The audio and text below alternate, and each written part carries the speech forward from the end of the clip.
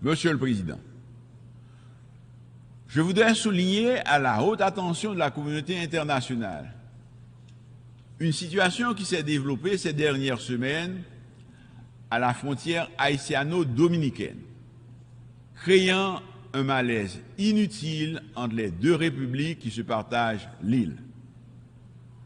Je souhaite préciser que la République d'Haïti n'est en guerre avec personne.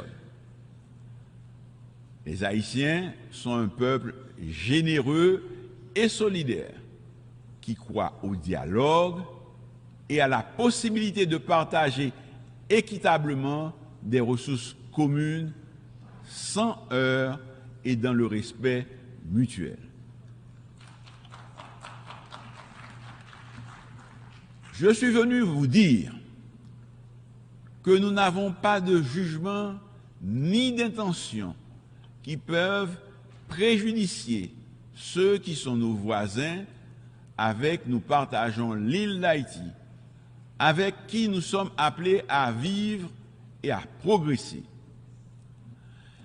L'histoire nous rappelle chaque jour que la violence entre pays frères ne peut entraîner que des regrets et nous laisser des amertumes qui se transmettent de génération en génération. Je suis venu vous dire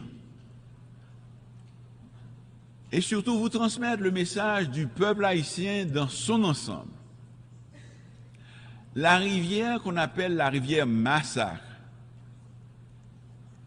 une trop grande scène de friction historique et actuelle entre la République d'Haïti et la République dominicaine, nous invite à faire nôtre et à faire de notre mieux pour ne pas réveiller les vieux démons, ressusciter d'anciennes blessures, ni en causer d'autres. Haïti réaffirme son droit souverain du peuple haïtien d'utiliser les ressources hydriques binationales comme le fait la République dominicaine et revendique une répartition équitable des eaux de cette rivière.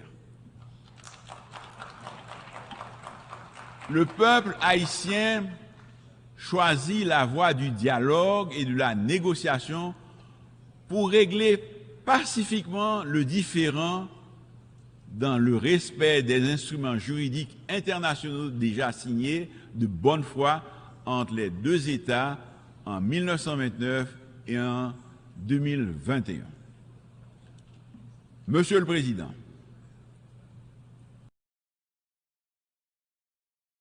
avant de conclure, je saisis l'occasion pour saluer les pays frères et amis ainsi que les organisations internationales pour leur engagement et leur expression de solidarité envers Haïti, notamment le Kenya, qui accueille positivement l'idée d'assumer le leadership de la mission multinationale de soutien à la sécurité et qui a déjà effectué en août dernier une mission d'évaluation dans le pays.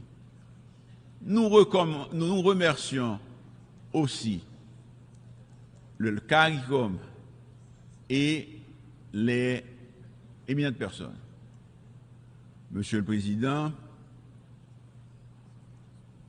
Excellences, Mesdames, Messieurs, dans l'histoire, Haïti représente une figure emblématique de liberté et de solidarité. Haïti a toujours répondu présent pour venir en aide à des peuples frères dans leur lutte légitime pour la liberté et l'autodétermination, et ceci au sein même de l'ONU. La République d'Haïti s'est identifiée aux valeurs universelles pour laquelle elle s'est battue au XVIIIe et au XIXe siècle. En dépit d'indicibles souffrances et de sa détresse, l'espoir continue d'habiter le peuple haïtien qui poursuit sa quête d'un avenir meilleur dans la dignité. Le peuple haïtien, de la même manière qu'il a étonné le monde en 1804, changeant radicalement son statut d'esclave en homme libre, peut encore et veut redessiner son destin.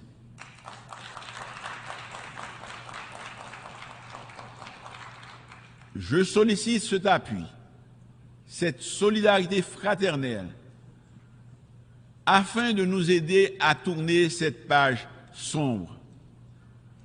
Je demande à la communauté internationale d'agir, mais d'agir vite.